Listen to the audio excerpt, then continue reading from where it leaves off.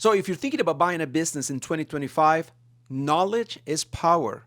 And in today's video, I'm going to walk you through the hottest industries, their trends, their multiples, their average asking price, and everything you need to know. If you're thinking about buying a business, you need to understand your competition, what's driving valuations, and how I can help you inside of our group coaching program get the best deal. Let's get to it.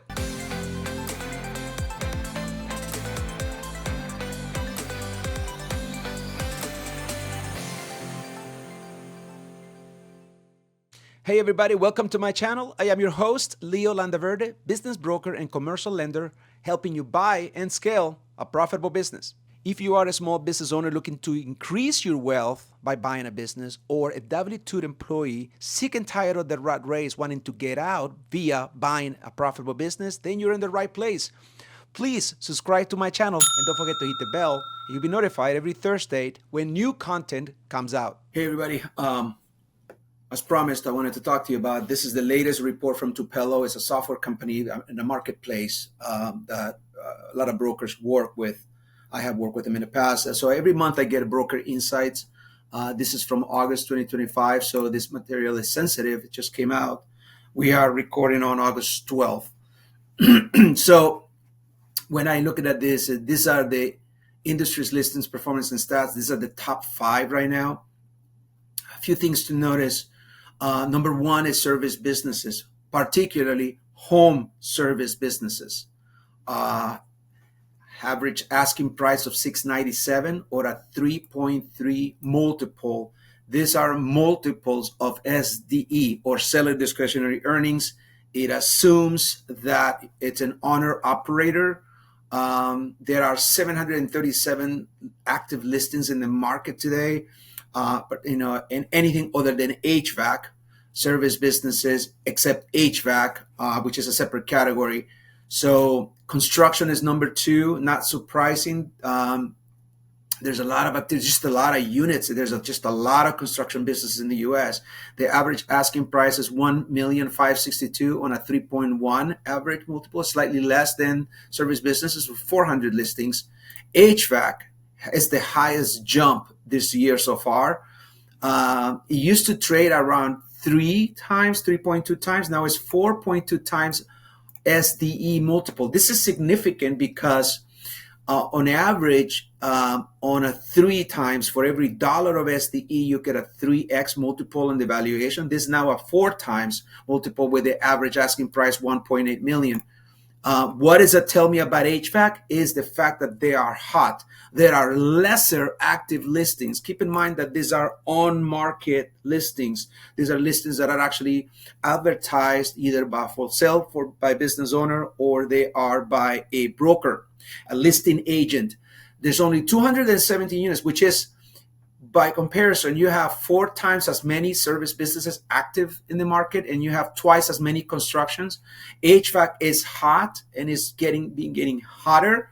I think it has to do with a lot of operators have really done a pretty good job compressing the operating expense and increasing the margin, thus providing or delivering greater returns, or north of, I've seen HVAC businesses doing 17, 18% net operating income. That's before you start adding back the owner related comps and the true add backs. So if you're thinking about HVAC, I gotta tell you, you cannot come at it alone.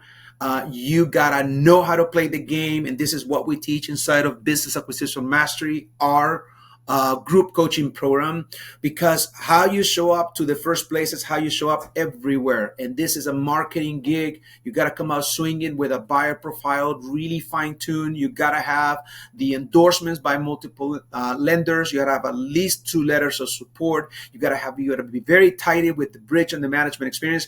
Do you have to have experience in HVAC to buy a business? No. Would it be ideal? Yes. And if you don't, what is your bridge? What is the way that you're going to bridge the gap between your management experience? Say it comes from anything but HVAC. You could be software. You could be other industry. You could be healthcare, for all I know. But how are you going to bridge the gap? So HVAC is sort of the highest right now, the biggest surprise of 2025. Are you stuck in what to do next? Have you been looking at deals or trying to analyze deals and you don't know what to say to the brokers or what to say to an off-market deal? What is a benchmark valuation? Are you looking at SDE or EBITDA or anything else? If you're ready to buy a business, if you're stuck, we want to get you unstuck. Please reach out to me, drop me a comment below and send me an email, and I will connect you with a member of our team who is going to do a complimentary call, a strategy call, tailor-made for you to help you in your quest of buying a business. Work with us.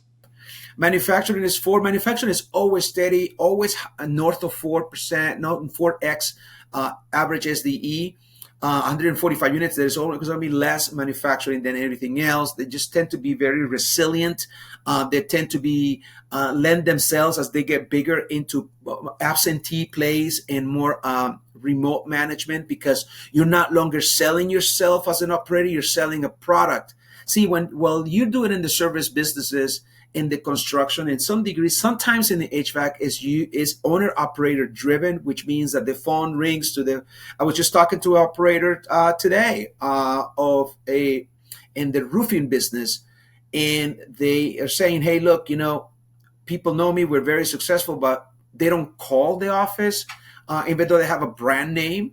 They actually call me, which is the owner, and my cell phone." So the minute you start to separate yourself from that, watch the multiple go, because you created systems in place. You have systematized yourself. So that makes a difference. So manufacturing has always been like that. It's always been like you build a business, you build a product, and if you build it, they will come. You build this product. And that's really the attractiveness of it, is that is non-owner dependent. That's why private equity groups and institutional buyers love them. So they will always be trading higher. Now, keep in mind that average adjusted EBITDA could be higher than that.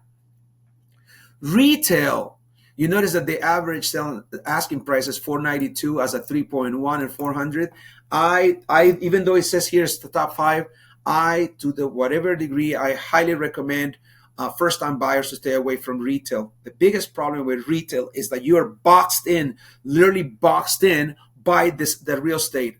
If you are in a business model in which you're depending for people to come in, your second largest expense will be your rent, and sometimes your triple net plays, and it's hard to make money in retail. A decade ago, Amazon basically reinvented the retail industry. Now, as you're dealing with that, a lot of that retail is tough and will continue to be tough and experienced by the average asking price. Now, across all of these 5, the average asking price is $900,000. So what that means is all of them are in the neighborhood of, in the average asking price is at the very bottom of lower middle market, which is $1 million to $20 million. Right. I particularly play in the space of lower middle market, which is the listings that I work with are in the neighborhood of valuations of $2 to $5 million. Now, here's something else you need to know. According to Tupelo, 74% of all listings are inquired on Biz Buy Sell. It's a good thing and a bad thing, because whenever I put a listing on Biz Buy Sell, there'll come 100 people inquiring on it, and that's just good for this. It's good for the listing agent. It's bad for the buyer, because you really stand out. It's hard to stand out when you're doing an inquiry through Biz Buy Sell, unless you know the broker. Now, if you've been following my content, if you're part of my group, you will know what to do with that information. You go to market, not necessarily to bid on what's there, but to develop a relationship with the broker. The broker is key for on-market stuff. For off-market things, I teach a whole lot about how to definitely get to make yourself known in the marketplace. And now, about a third of the deals that we have inside of our group, and we have 11 offers right now, and we already had 3 closes. We have a closing tomorrow. It's a third of them are off market. So Tupelo comes in second place. So obviously they really want to push their software. I think it's pretty good. Now, here's another thing: top states where the most inquiries. California. I'm in California. So California, second is Texas, Illinois, Florida, and Tennessee. Those are where the most purchasing it's happening. So if you're looking at any of those 5 states, prepare to be in competition with others. As I've stated before, there are 15 qualified buyers for every good listing. And here's another stats. Out of all all of these deals that are on the market, 80% will not close. 20% will close. And of all the buyers that are out there, only 10% will close. Those are your stats. And the reason for that is inside of our group, we review 4 deals today. We have 4 deals tomorrow, anywhere from 5 to 10 a week. And I've seen the reports from most of the brokers and a lot of the confidential information memorandums. One thing I can tell you is a lot of the brokers out there are not really trained. They don't take the time to really dive in. They do confidential information memorandums of confidential business reviews on stated interim financials, which is the kiss of death for me.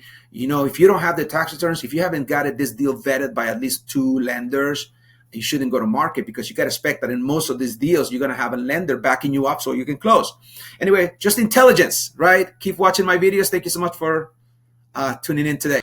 For a limited time, we're giving away our business buying checklist, which is sort of a punch list. It's a 6-page document that we use inside of our group, and every week, as we're looking at 5 to 10 deals a week, we're looking at it. And it's really something that we actually use. I'm giving it away to you, but we're also giving away our Deal Analyzer 2.0, which is this tool that allows you to calculate some of the high-level stuff. When we're looking at a business, we want to know, like, what is the ideal SDE multiple, and how do you calculate your average SDE? What is SDE, seller discretionary earnings? Why not net operating income? Why not just EBITDA? Why not just many things? So the basics, this tool will allow you to do that. Has 50 plus formulas. The one inside of our group has 100 formulas, but this one is a gift for you.